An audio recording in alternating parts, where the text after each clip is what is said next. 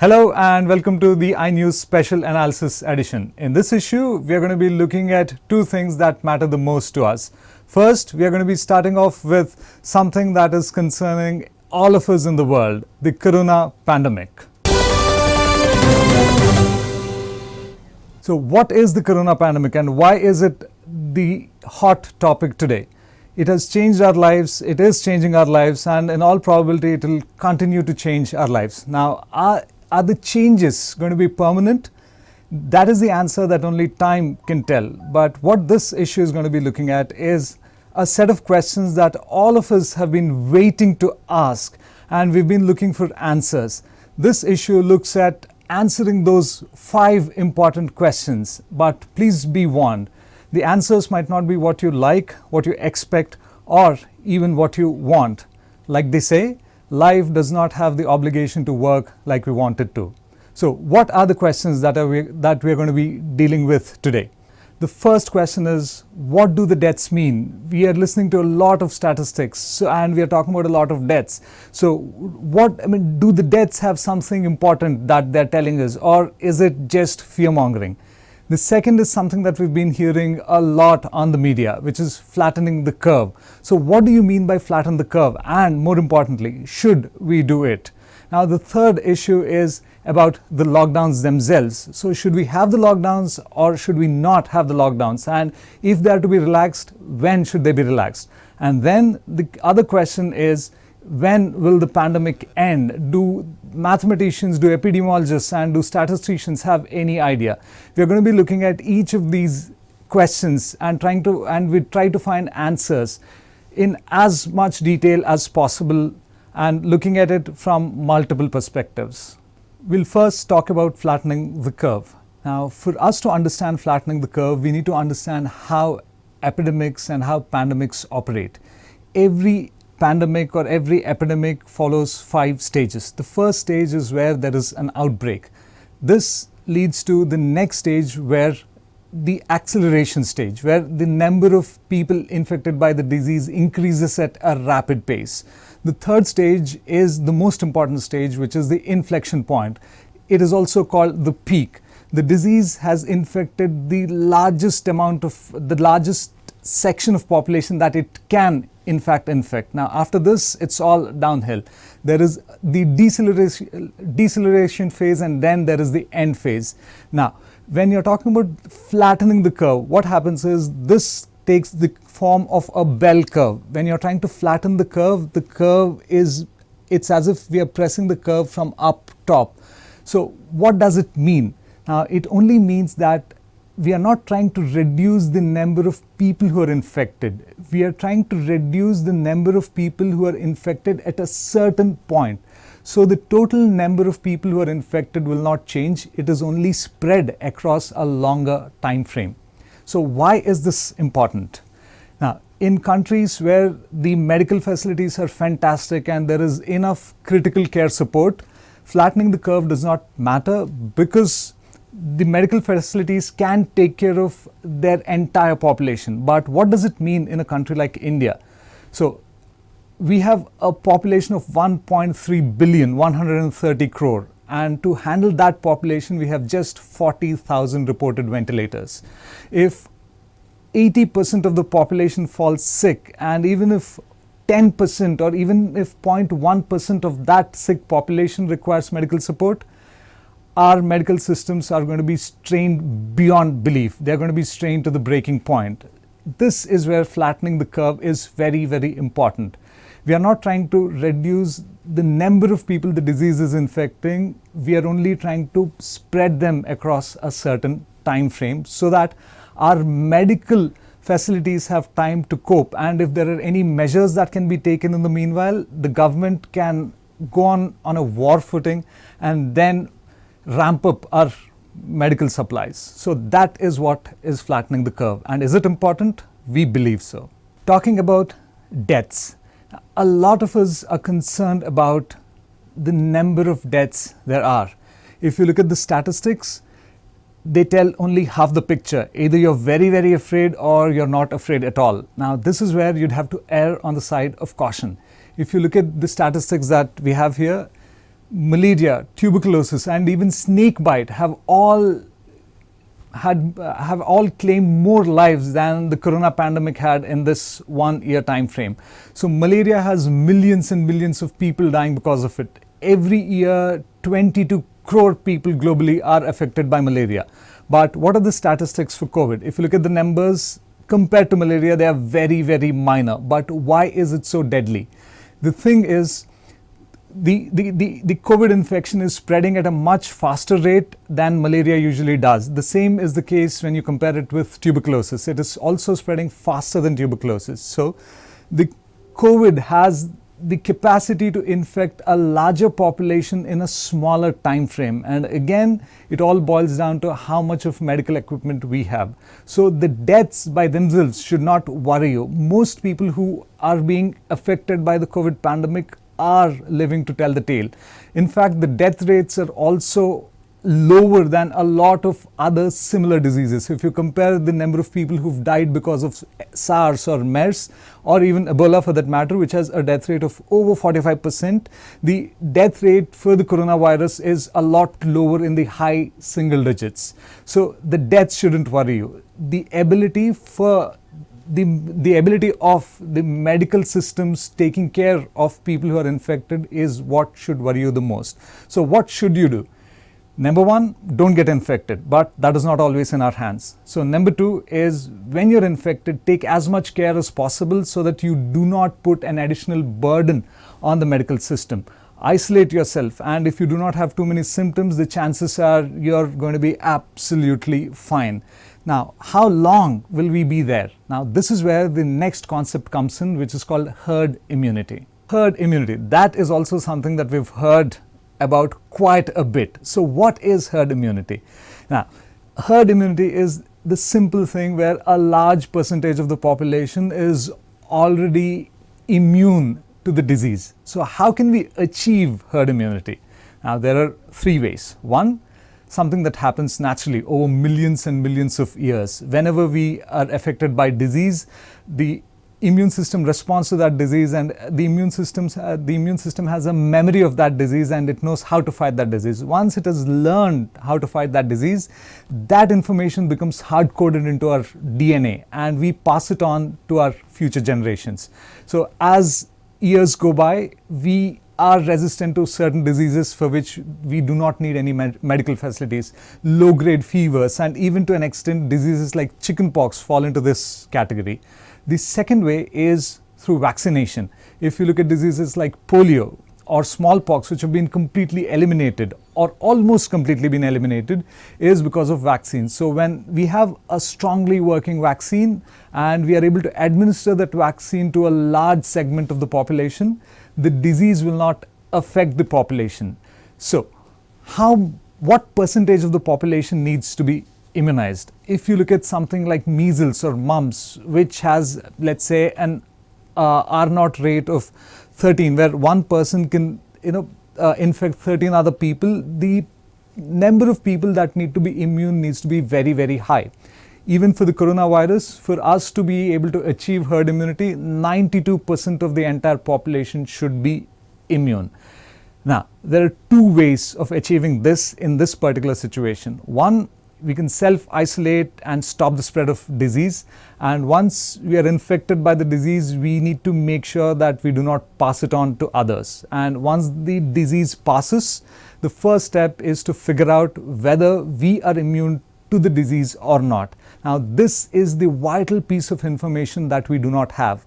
The reason? The scientists did not have time to study it so far. The disease is just 3 or 4 months old. Now, people who've been discharged are just, again, 1 month old or 2 months old from being discharged. So would the disease affect them again?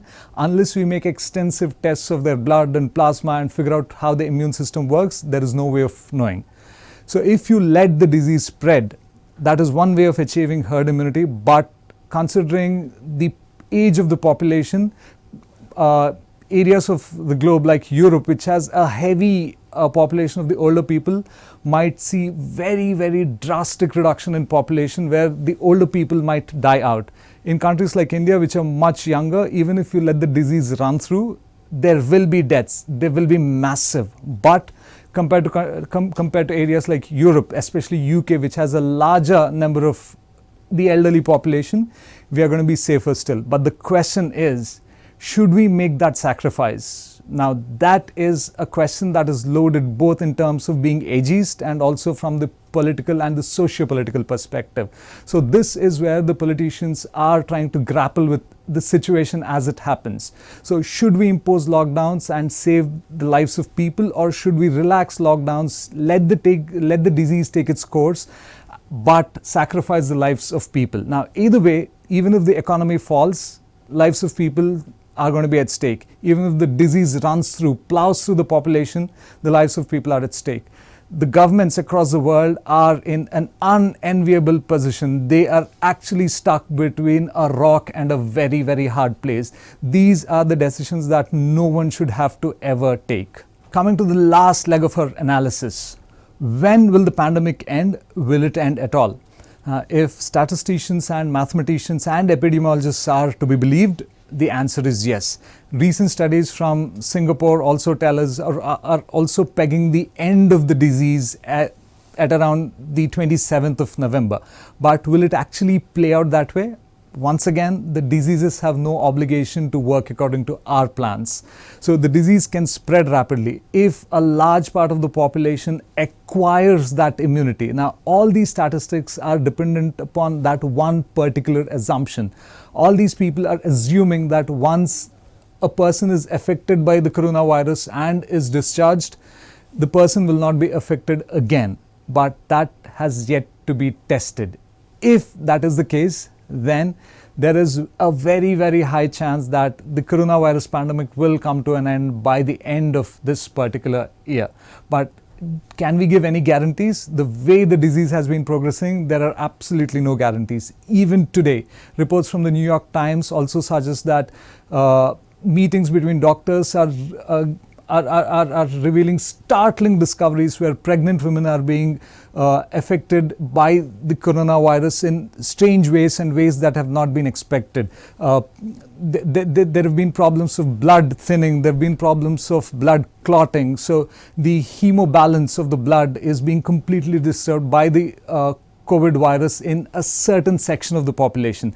If the virus mutates and if it is able to carry forward this mutation and this affects into the rest of the population, then there might be a resurgence of the disease and everyone is at sea. And when will this end? In such a situation, there is no clear answer. But for the safety of all of us and our loved ones, let's hope that the 27th of November deadline that has been predicted by the statisticians is the right one. Coming to the last and the most important question, the question that's on everybody's minds: what about the lockdowns?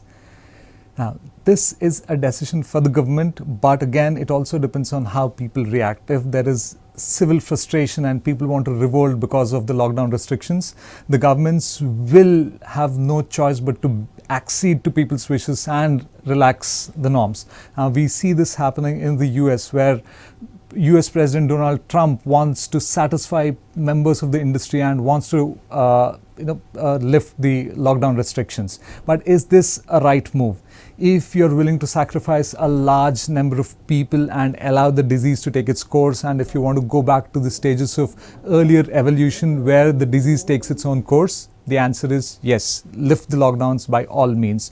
But remember, your medical systems will be absolutely strained, and the more number of people that are hospitalized, the more the cost will be both on the government and on the person himself or herself. So if you're trying to look at mitigating costs, the costs are not going to be mitigated in any manner. The cost to the country, the cost to the individual will remain the same whether the lockdown has been lifted or has not been. But the only vital difference is we'd be losing more lives. So should the lockdown be lifted?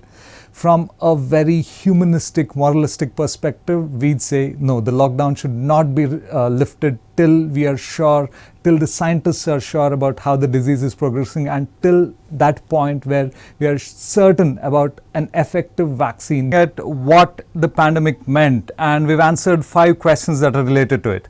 Now we are taking the issue to its logical next step. What will happen to the industry? That is the question that is there on minds of a lot of people.